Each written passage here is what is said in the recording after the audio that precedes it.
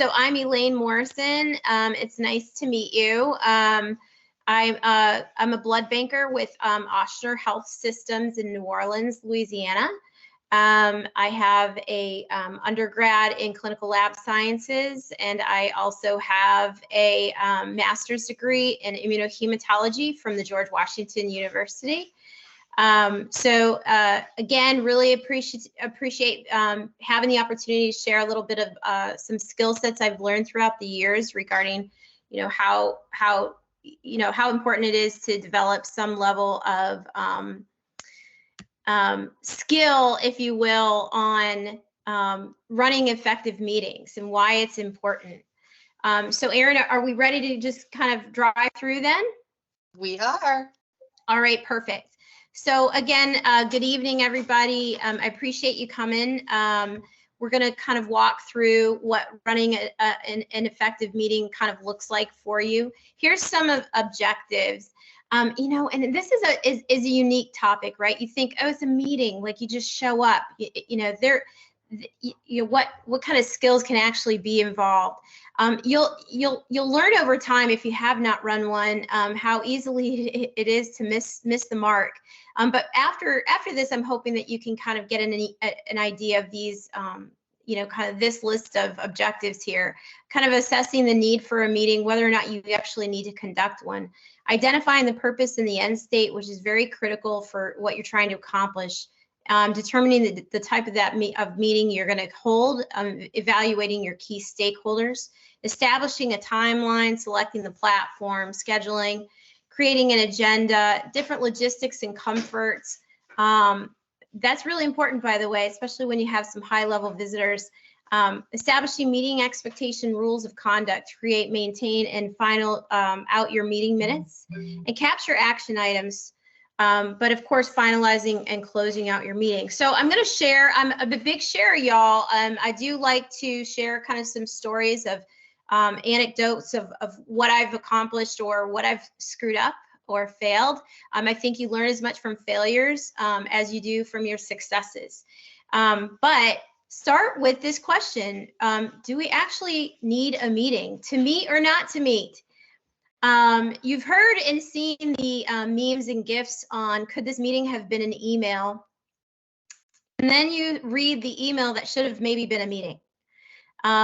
If you've sat in a meeting where you're just like, what are we actually trying to accomplish? You could have just sent that out in a message, but then you read the lengthy 5-paragraph long email. You kind of get an idea for maybe this should have been a little bit more effort involved. You have to start asking yourself the question of whether dialogue is expected or whether it's needed. There are circumstances where dialogue is not expected at all, where it's not necessary. And we'll talk about some of those types of meetings.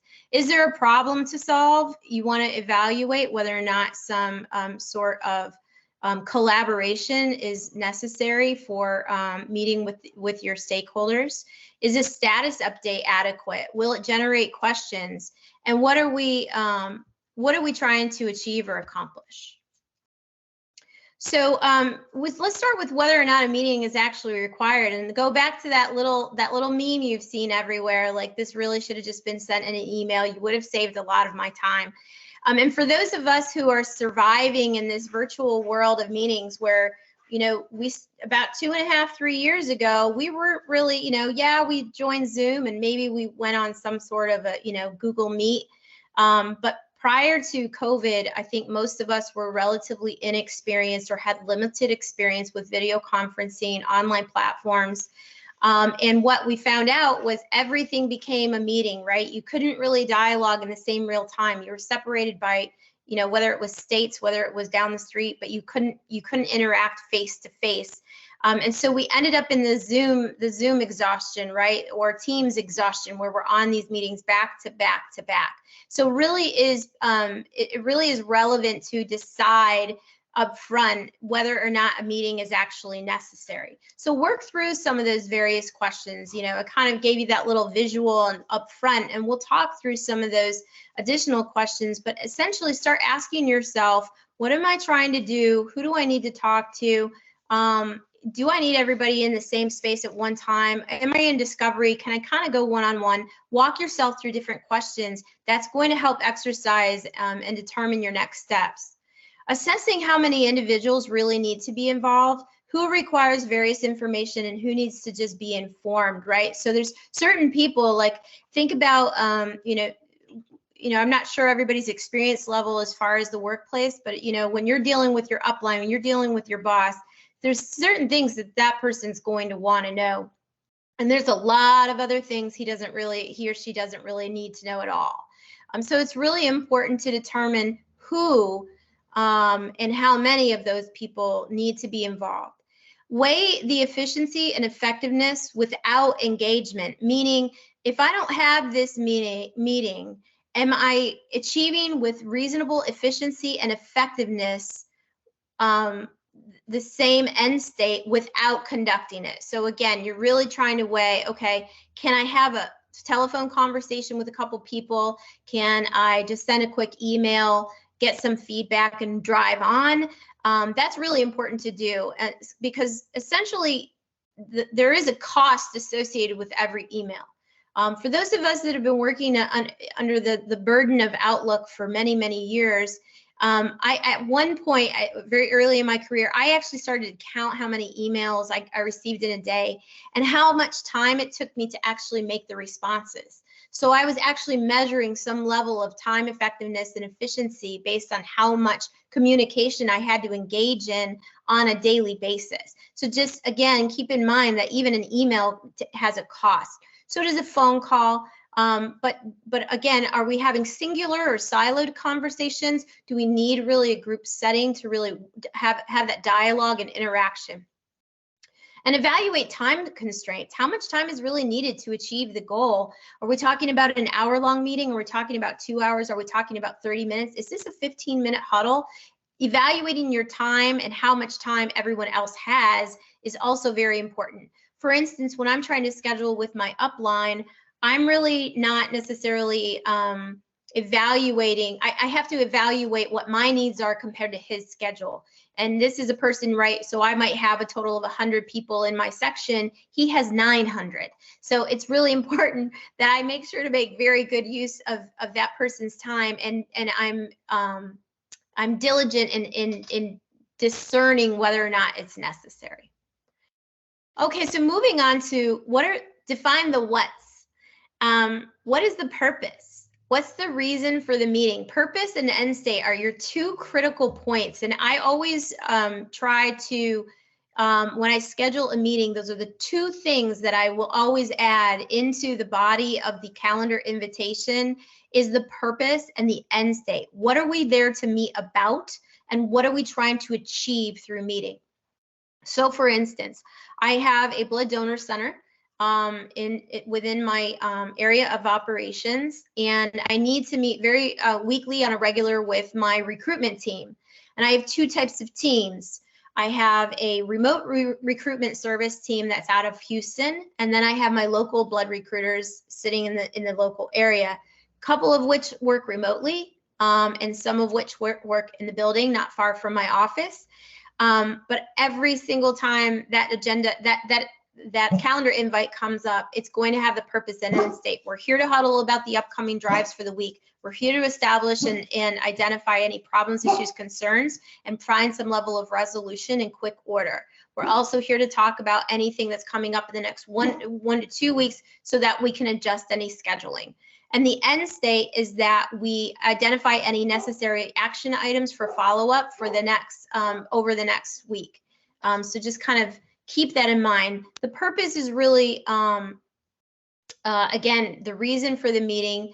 You do a mandatory review of the state of, like these are examples, a mandatory review of the state of key quality indicators would be, a purpose for a meeting, a prioritization and status update. So you're just establishing, these are the things that I'm working on. Hey, do we have to readjust any of these? And then there's a collaboration to solve any identified problems, right? We're going to work together to really evaluate, okay, we have this particular need and we need to have some dialogue on some solution finding. And your end state, again, what needs to be accomplished to be successful? So what that looks like, action items for the next steps or follow-up. That's kind of what I described in my recruitment type setting. A final outcome, I want to have a decision on this particular item, or I want to come to some level of agreement with the group. I want to gain buy-in so that we can all move forward together as a team.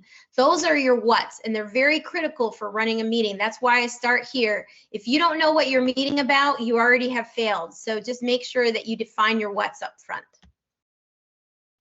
Okay, so I'm going to hover here for a little bit. The types of meetings.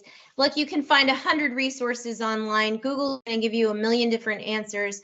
You can find anything from what are the 6 types of meetings, what are the 3 types of meetings. I think Google counted like 16 that they hovered on. This is just kind of throwing some ideas out there, and this is from various different resources, but Google pulls back some of these, and they're all reasonable examples. So I referred to a status update on a little bit earlier in the previous slides. Status updates are very particular needs for information. So I actually have a career in the military. I was in the service for 17 years, and a status update was very important. You're really looking to keep somebody who has a significant amount of responsibility informed. They want to identify where we are in progression towards a specific end or goal or end state. So status updates, making sure that we're making reasonable progression toward a goal, is a very critical meeting. It also means that there's really not expected to be a ton of feedback. If the person that you're providing a status update to has a lot of questions or concerns, you may not have nailed the status in and of itself. You may not have identified with enough granularity what that person is particularly looking for. But again, just kind of identifying this as a specific type of meeting, this is really looking for where are we today and where did we come from and where are we going? This is what I need right now. And there might be some additional, like, okay, if you're behind, what are your ways to win, so that you can move that again, kind of get back on track and get, achieve that goal. Informational meetings are very similar to status updates, but essentially you can almost there are nuances or differences to an informational meeting, but essentially you're providing certain information to various types of people. So in a status update, you're snapshotting a picture in time of what exactly you want somebody to know. With information, well, think about a huddle, a 15-minute huddle with a team, right?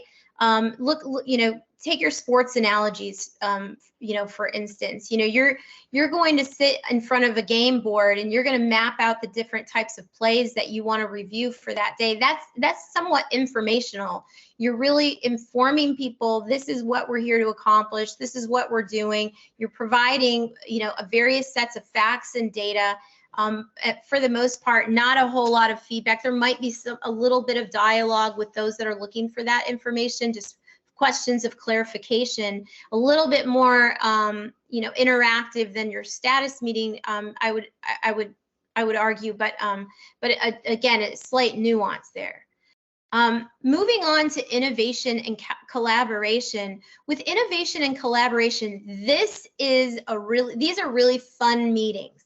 And you can expect that people are really going to go back and forth. There's going to be tons of dialogue. There's going to be lots of interaction, a lot of differing opinions. So there are opportunities for things to become a little contentious. This has the highest probability, this particular type of meeting has a very high probability of going off track. So leadership skills in an innovation and collaboration meeting are very imperative here, where you're really going to have to monitor time and monitor those interactions to make sure that people are moving things along. We're going to talk a little bit more about those tools and skill sets that you really need to learn and develop over time. But innovation and collaboration, lots of fun, but definitely has a tendency to potentially go sideways. So just keep that in mind. Problem solving and decision making.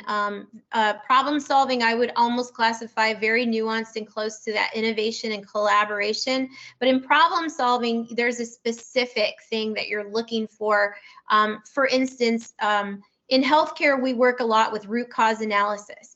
I was a director of quality at a large blood center in the Midwest for a short period of time. And problem solving is actually a really common meeting type when you're working with root cause analysis. You're looking at identifying potential errors and process improvement opportunities within a certain specific event. And you know, whether it's fishbone diagrams, and I don't want to get into a quality discussion, but essentially you're there to problem solve, identify these root causes, and propose potential solutions. So this is, you know, again, a little bit more interactive than your first couple of meetings. You're going to have dialogue. There's going to be multiple participants engaged and having interactions back and forth. Decision making is not as interactive as those previous two I just described. Decision making is very pinpointed. You're really only looking at identifying with key stakeholders or key leaders very specific information. You're usually looking at maybe no more than 3 potential courses of action, for instance. It provides very specific feedback, very specific information about those decisions or those courses of action, to which a group of leaders needs to identify or come to some level of consensus on the next steps, meaning that you're going to create a decision that's your end state. So not as much dialogue or interaction, but there's a clear specific goal in mind. And then I highlight over here on the right, required meetings where there's governance involved or a specific set of reviews. Reminding everyone here that I'm a blood banker, so when I think of governance and I think of review, there are specific requirements in AABB standards where you have to meet to review the state of quality. You might have to evaluate your component usage or transfusion safety. Committees, those types of meetings are required meetings. So you will have a very specific purpose, thinking about the you know, where we started in purpose and end state. You have a very specific purpose, and end state really usually tends to be kind of almost innocuous. It's what is the end state? Well, we complete the review. We identify any potential maybe hazards or issues that we need to reevaluate, but essentially it's really the purpose is mandatory that we meet and discuss these particular events. And then we start to get into a little bit some of the fun stuff. Team building is one of, a really fun opportunity.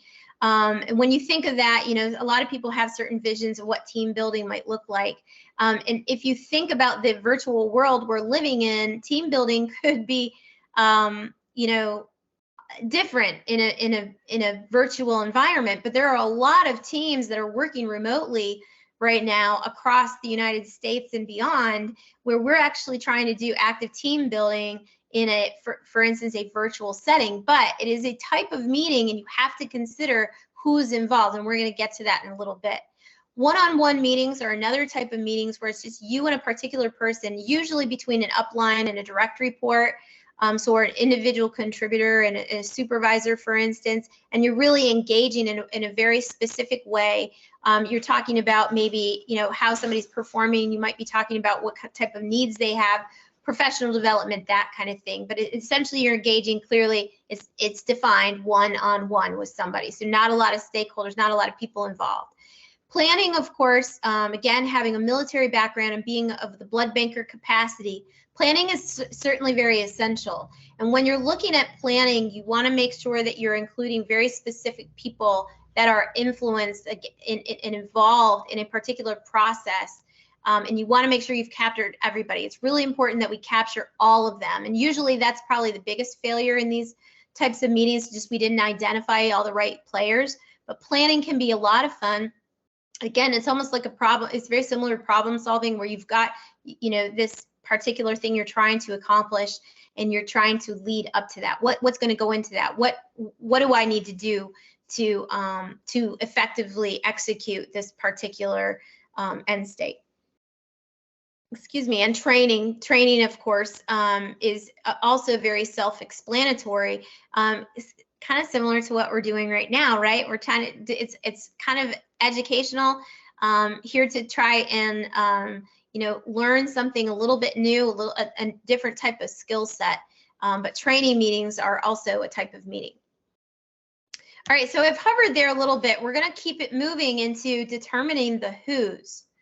So stakeholders, for those of you that are a little newer to what type of environment, the professional working environment, or you're getting ready to enter that workforce, your stakeholders are essentially groups or individuals who have investment or interest, or they're impacted by a particular issue, concern, or situation. So anybody who basically is involved. I'm going to keep referencing the blood bank. I think there's some, partners in crime who are blood bankers, right, on the call. So when you look at a blood bank, you think about who are your stakeholders. Well, I've got a hematology oncology department. I've got a medical surgical ward. I have a labor and delivery department. I've got a obstetrics and GYN service that's doing prenatal care. I have a liver transplant team, a solid organ transplant team. I've got a bone marrow transplant. I've got emergency department. Those are all my stakeholders. And sometimes we have to evaluate if I'm meeting to create any necessary or projected change, it's important to identify who those particular individuals are.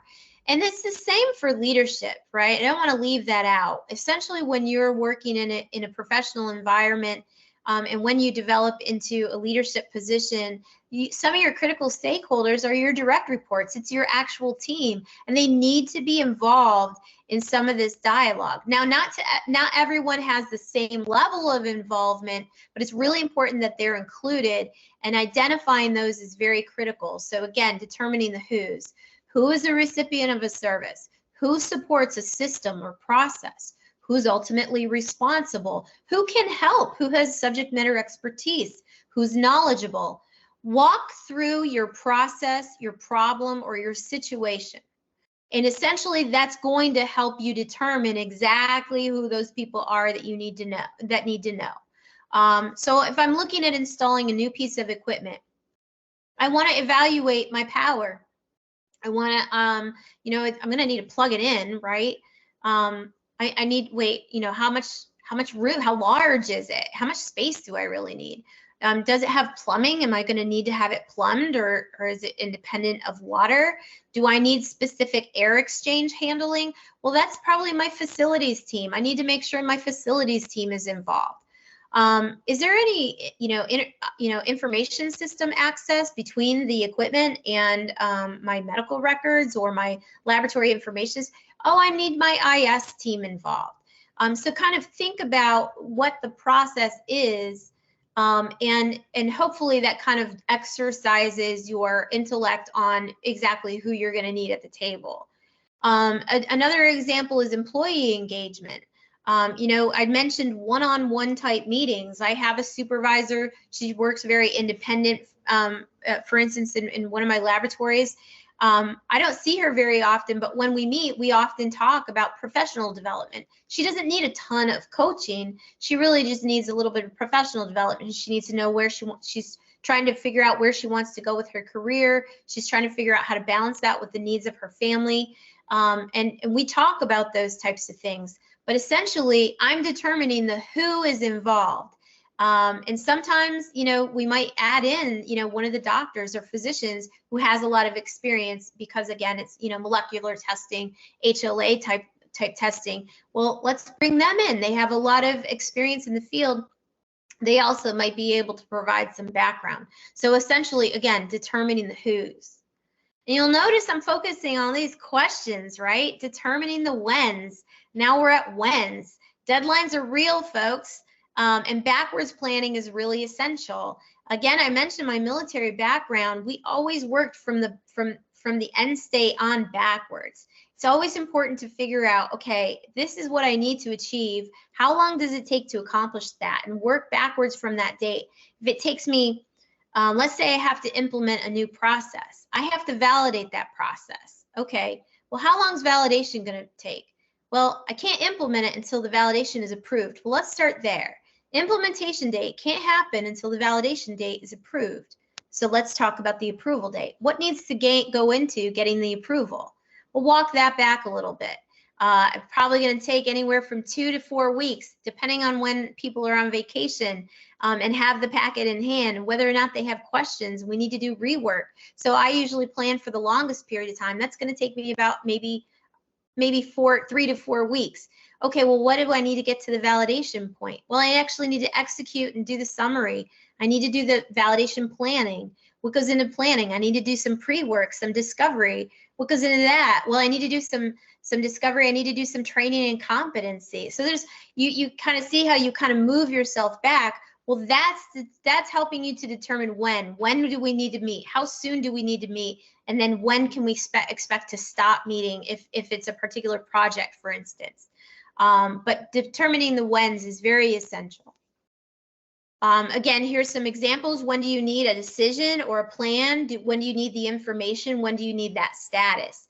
I had commanders briefings once a month, and I had to be prepared for that meeting every single month.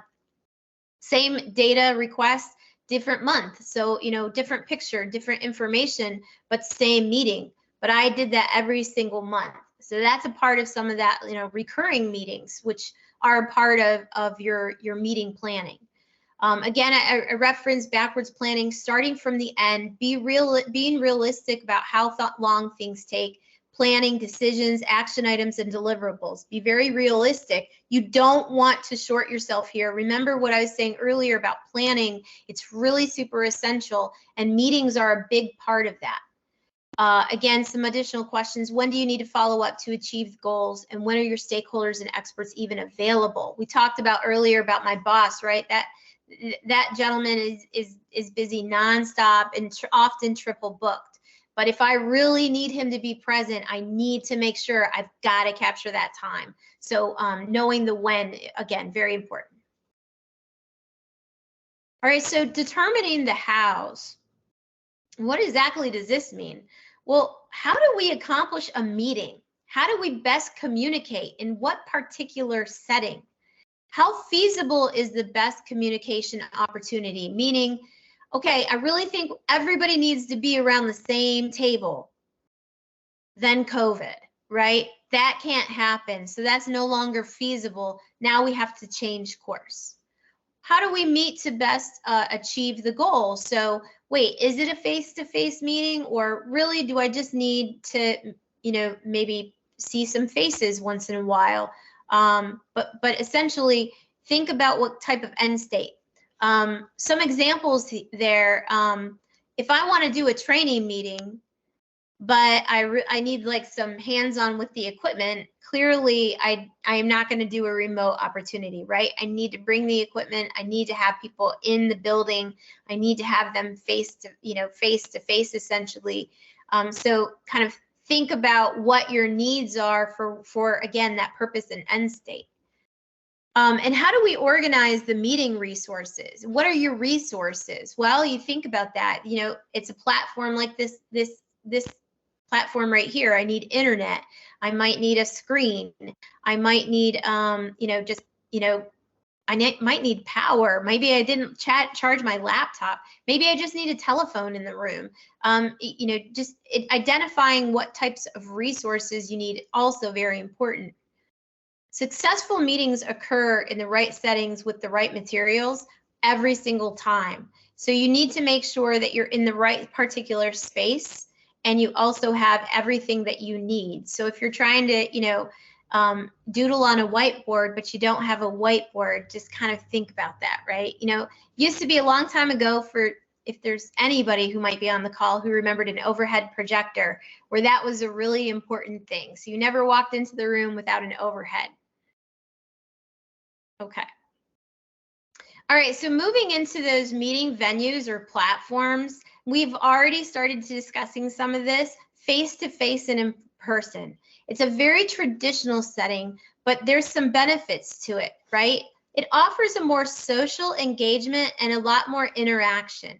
There are benefits of nonverbal body language where you can actually read your audience. You can read a level of engagement with your team that you're meeting with just by having everybody in the same room.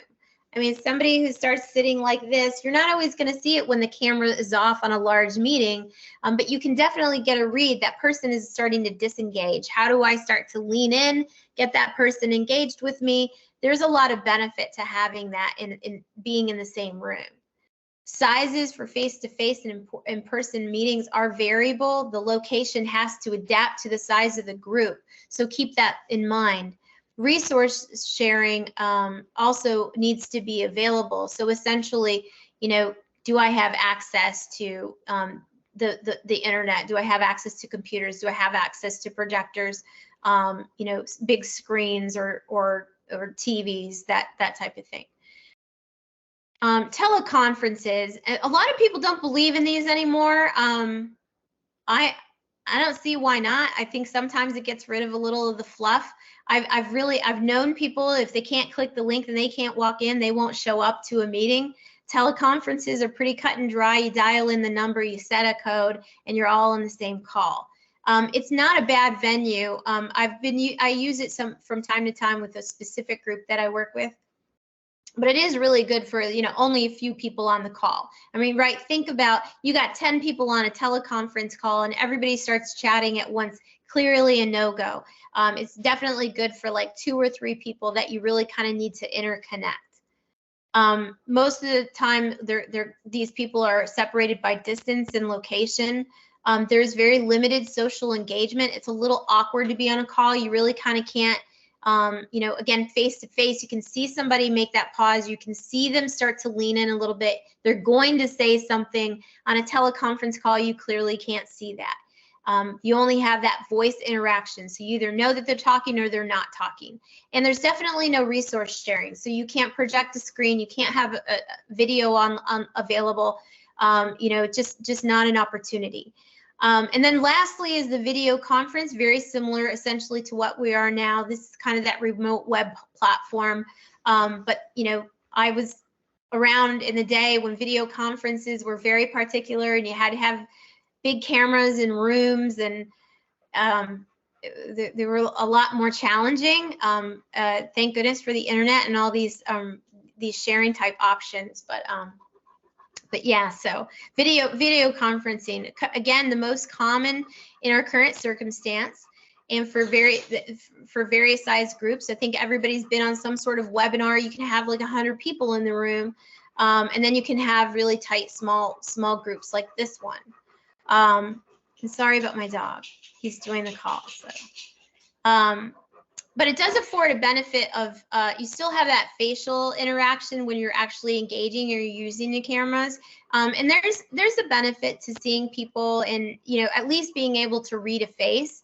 It does have a slight social benefit. You can log into the meeting a little bit early, see some people logging in. Hey, good morning. How you doing? You know, before we started to have folks join the call, you know, it's great to know that Aaron was out there. And, you know, have that small interaction right before that meeting. So there is a little bit of a social benefit there. And of course, resource sharing is available. So just keep in mind, you have that ability to project, just like I am here with a slide deck.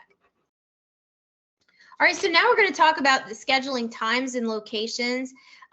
You know, for folks that are a little new to using, you know, the nuances of Outlook, I'm always surprised by how little people know about using Outlook calendars or even Google calendars. But essentially, a calendar has a built-in meeting type platform where it allows you to invite attendees. In every single calendar invite or calendar platform, you're going to be able to invite attendees. So just kind of learn your systems of what you're using. Again, if you're, you know, most settings are using Microsoft platforms, so Outlook is the primary resource. Some people are using Google. I think especially smaller businesses might be using like Gmail functions, but they're all the same, right? They all have a capability to that has a calendar. Sorry. That has a calendar, and you can schedule with different groups of people, so you can invite those attendees. When you're working within your organization, it is quite nice because you usually tend to have access to calendar visibility with ease, and they have scheduling assistant features, so they can actually, you can turn on your scheduling assistant feature, and you can find your next best available date for everybody that you've added to the group. And it's super, nice ease of use there. External meetings require a lot more coordination, where you have to actually send out dates and times and are you available, and different people have to choose, I'm available here, I'm not available there. And then the poor person who's trying to coordinate all that with all those people has to just pick one and know that they're probably going to lose people. But essentially that's a lot more difficult.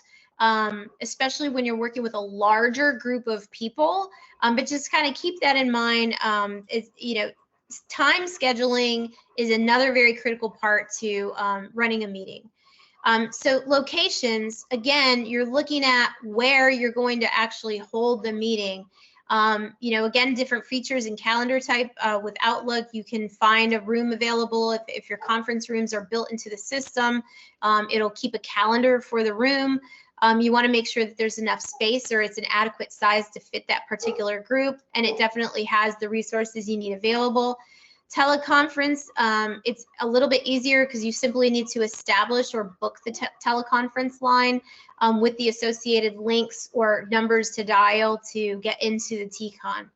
And video conferencing, again, these are primarily web-based platforms in this day and age. You're clicking your Zoom link, you're clicking your Teams, and it's inserting a unique identification for your meeting. So just keep those in mind. All right, so this is where we start to hit the money, folks. This is where we start to build the actual meeting. So we've done a lot of prep, we've done a lot of planning, we're actually getting ready to execute. So we have to build an agenda.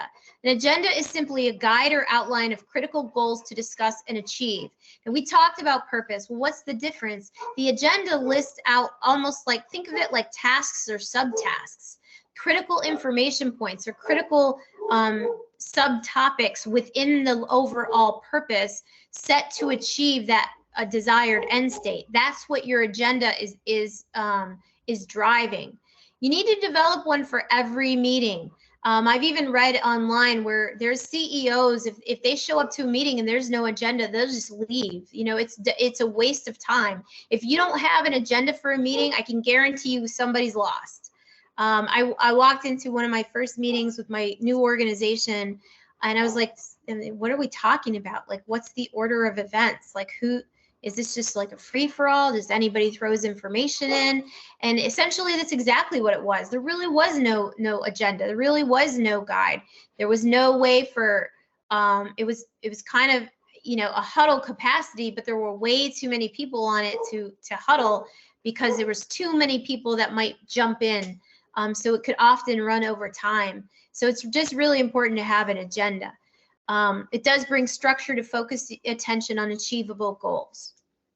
Items may include responsible individuals for respective agenda items. So for instance, if I'm running a quality meeting and I say, hey, Elaine, I really need you to provide data metrics and present them to the group for your cross-match transfusion ratios and your blood wastage for the month. Okay, got it. I'm the action officer. I'm the action person.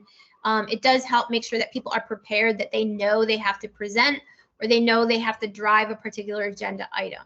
So it's actually good practice to have that built in.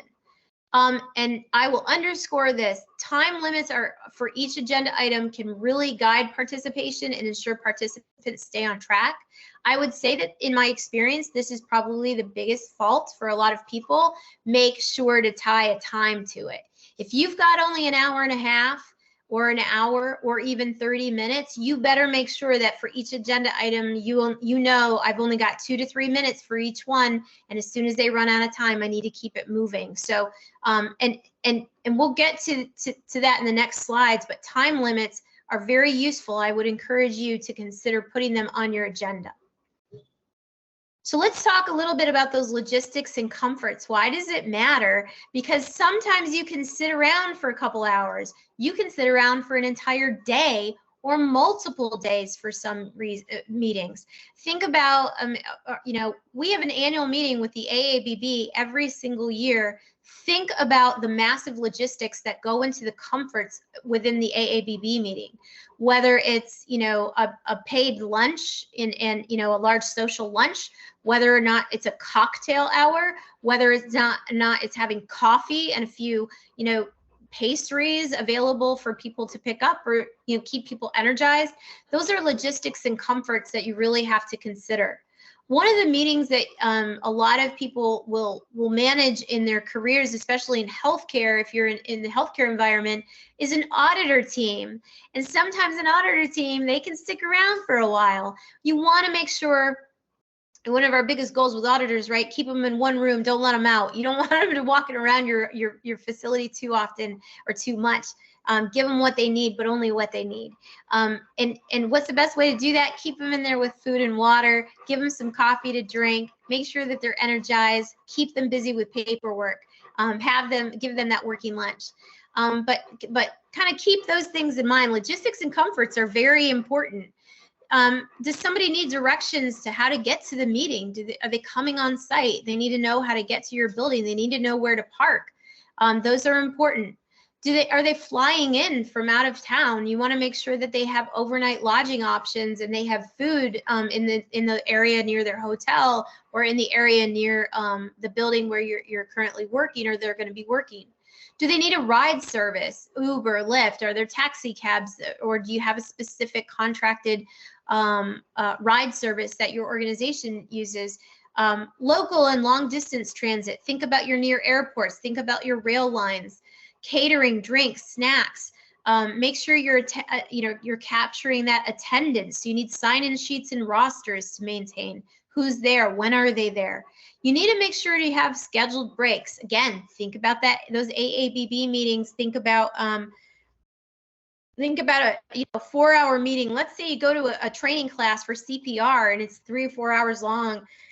You're not driving on for 3 to 4 hours. You're taking a break. You're taking a bio break. You're taking a break to have a quick stretch, get the circulation moving, kind of work around or move around a little bit.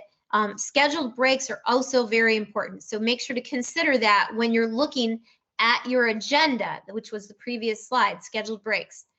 Facility familiarization, so when you have strange people coming in, just make sure they know where all the amenities are. They need to know where the restrooms are, the emergency exits, water, coffee, and tea.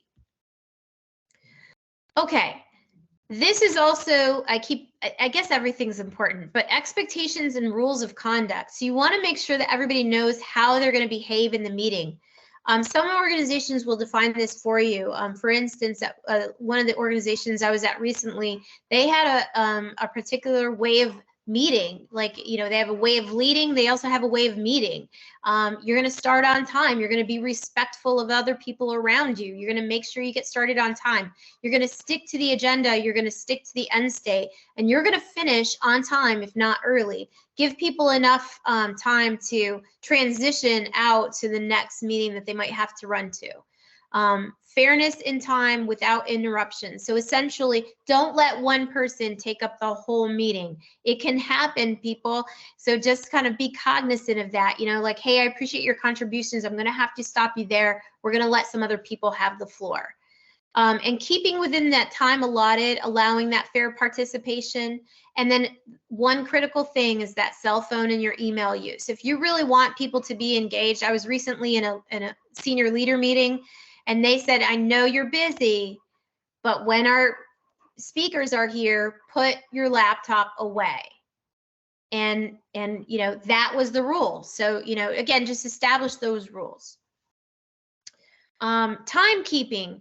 A timekeeper will monitor the time spent on any given agenda item. Remember earlier I said build that time into your agenda items and then have somebody actually monitor that. Sometimes it's you. Sometimes you're the one running the meeting. Sometimes you have somebody that keeps the minutes or just keeps the time. But make sure you designate somebody needs to monitor time or it will get away. Allow dialogue, but keep your eyes on the clock. When you're running over or behind, you can apply gentle interjection. It is critical to keep them on pace.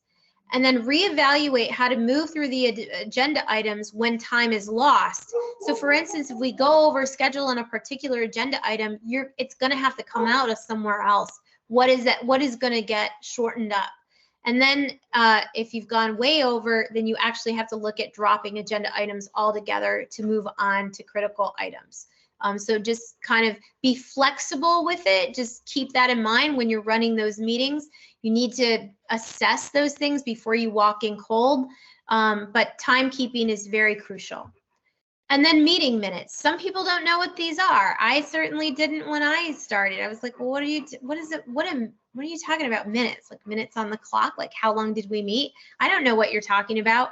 Essentially, you're trying to capture what's going on in the meeting. You need a record, if you will, because you need to define actually what happened, what was what did you spend all this time doing, and then again, what needs to be done next. You want to identify someone to keep and maintain those notes regarding those activities within that particular meeting. Sometimes you're running it and you're taking the meeting minutes. It's usually difficult to do that because you can't really stay engaged, but just kind of keep that in mind. Somebody should be taking notes throughout the meeting. Create a minutes template or a tool. Some people have just like a giant grid and they'll put in action item 1 or they'll put in, agenda 1. They'll put in like a note in the column and then they'll just write their notes in there. So you can always create cool tools to use or provide your team so they can, again, keep everybody on task. You want to finalize your minutes very soon after completing the meeting while everything's fresh. You don't want it to get stale. Clearly, things get lost over time. And then you want to send the minutes to participants so that they can review it for accuracy, for any potential updates or edits. So essentially, did I get it right? Did I miss something? Did I articulate it well? Hey, I really don't know what you guys were talking about, but I try to take notes best I can. Maybe you can fill in the blanks. So send those out to all your participants. And then again, you're maintaining those minutes for each individual meeting as a record. I've seen some people try and keep running minutes and it gets very convoluted and difficult to see where you left off. So I would recommend keeping those separate for each individual meeting. And last, I think we're getting towards the end here. Action items. Not all meetings require action items. Think about some of those status updates. You're not necessarily going to walk out of that. Decision briefs or decision meetings, you're going to walk out with a decision. There's really no action items. So just kind of keep that in mind. But action items are usually a byproduct of a meeting. They should be captured within the meeting minutes, and an action person should be assigned for each one. So make sure before you leave that meeting, somebody has been assigned to actually execute that action item. They should be shared with the group to ensure acknowledgement and expectations are set. And they should be followed in subsequent meeting as a standing agenda item. So essentially you want to look back at the previous month or meeting and evaluate where you stand with those particular action items, making sure you keep things moving along. They are critical action items to move those projects, make decisions, and achieve timely outcome. So closing a meeting, basically, you want to make sure that participants stay on time and target. You want to try and plan to end your meeting about 5 minutes early to allow for lag dialogue and meeting transitions. Essentially, again, people who go from meeting to meeting to meeting, you want to give them a little grace and try and end on time. Again, ensuring the next meetings are scheduled in advance. They're published for the participants, usually included in the agenda. So if you know you're going into agenda, you know you have a recurring meeting, make sure it's already up front. It's already on the agenda. You don't have to worry about it. If you don't have it built in, make sure you establish it before you meet the next time. And then allow for any last minute comments, keep them short, and closing comments, always afford a senior leader the opportunity to close. So in conclusion, meetings do require a reasonable amount of coordination and planning. A well-planned and executed meeting do keep action items and progress moving along. Agenda and meeting minutes are relevant tools to maintain organization and record your efforts. And courtesies by participants and diligent leadership keeping the meeting on time and task do ensure efficiency and effectiveness. So everybody, I think that's ultimately, I think that's really where I'm going to leave it. I hope that provides you some feedback. I think we might have a few minutes in case anybody has any questions. Erin, I'll push it back over to you. Thank you so much for that. I definitely learned a lot from that. I wish I would have had this presentation before I started my first management job. It was a trial and error for sure, you know, trying to effectively have meetings. And that was also during the time of the blood shortage and COVID, and there was a lot of meetings. So this was very helpful. I don't have any questions, but I definitely learned a lot. So I'll let anybody else speak if they have any questions.